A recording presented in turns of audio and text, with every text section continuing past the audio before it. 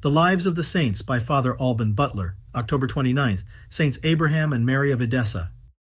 About the year 360, Saint Abraham was born at Chidana in Mesopotamia, near Edessa, of wealthy and noble parents, who, after giving him a most virtuous education, were desirous of engaging him in the married state. In compliance with their inclinations, Abraham took to wife a pious and noble virgin, but earnestly desiring to live and die in the state of holy virginity as soon as the marriage ceremony and feast were over, having made known his resolution to his new bride, he secretly withdrew to a cell 2 miles from the city Edessa, where his friends found him at prayer after a search of 17 days. By earnest entreaties he obtained their consent, and after their departure walled up the door of his cell, leaving only a little window, through which he received what was necessary for his subsistence. He spent his whole time in adoring and praising God and imploring his mercy. He every day wept abundantly. He was possessed of no other earthly goods, but a cloak and a piece of sackcloth which he wore, and a little vessel out of which he both ate and drank. For 50 years he was never wearied with his austere penance and holy exercises, and seemed to draw from them every day fresh vigor. 10 years after he had left the world by the demise of his parents, he inherited their great estates, but commissioned a virtuous friend to distribute the revenues and alms deeds.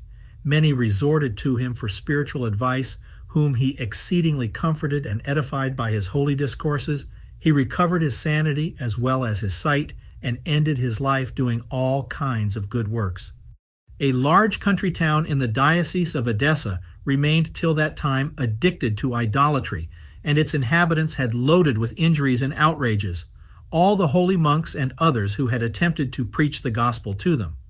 The bishop at length cast his eye on Abraham, ordained him priest, though much against his will, and sent him to preach the faith to those obstinate infidels.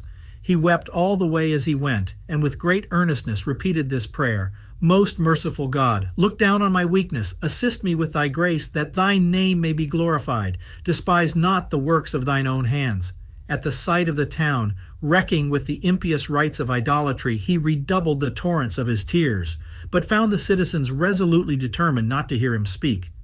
Nevertheless, he continued to pray and weep among them without intermission, and though he was often beaten and ill-treated, and thrice banished by them, he always returned with the same zeal. After 3 years, the infidels were overcome by his meekness and patience, and being touched by an extraordinary grace, all demanded baptism. He stayed 1 year longer with them to instruct them in the faith, and on their being supplied with priests and other ministers, he went back to his cell. His brother, dying soon after his return thither, left an only daughter called Mary, whom the saint undertook to train up in a religious life. For this purpose he placed her in a cell near his own, where, by the help of his instructions, she became eminent for her piety and penance. At the end of 20 years, she was unhappily seduced by a wolf in sheep's clothing, a wicked monk, who resorted often to the place under color of receiving advice from her uncle. Hereupon, falling into despair, she went to a distant town, where she gave herself up to the most criminal disorders. The saint ceased not for 2 years to weep and pray for her conversion.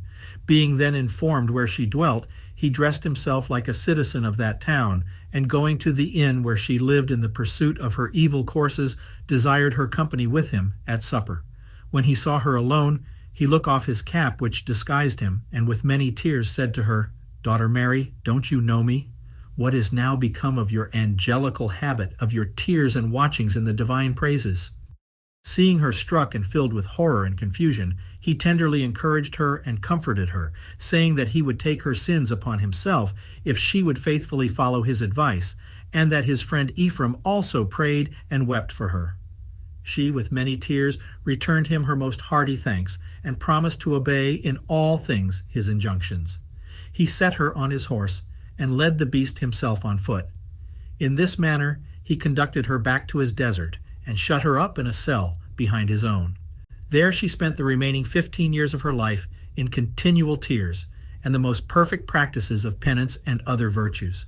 Almighty God was pleased within 3 years after her conversion to favor her with the gift of working miracles by her prayers.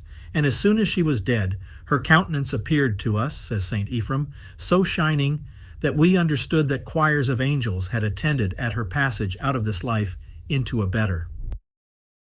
Saint Abraham died 5 years before her, at the news of whose sickness almost the whole city and country flocked to receive his benediction.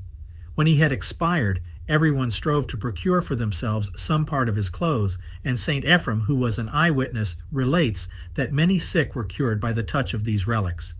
Saints Abraham and Mary were both dead when Saint Ephraim wrote, who died himself in 378. Saint Abraham is named in the Latin, Greek, and Coptic calendars, and also Saint Mary in those of the Greeks. Saint Abraham converted his desert into a paradise, because he found in it his God, whose presence makes heaven. He wanted not the company of men, who enjoyed that of God and his angels, nor could he ever be at a loss for employment, to whom both the days and nights were too short for heavenly contemplation.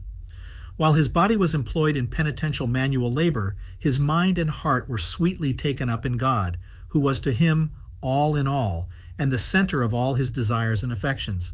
His watchings were but an uninterrupted sacrifice of divine love, and by the ardor of his desire, and the disposition of his soul and its virtual tendency to God, his sleep itself was a continuation of his union with God, an exercise of loving him.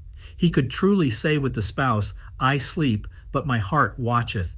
Thus the Christians, who are placed in distracting stations, may also do if they accustom themselves to converse interiorly with God in purity of heart, and in all their actions and desires have only his will in view.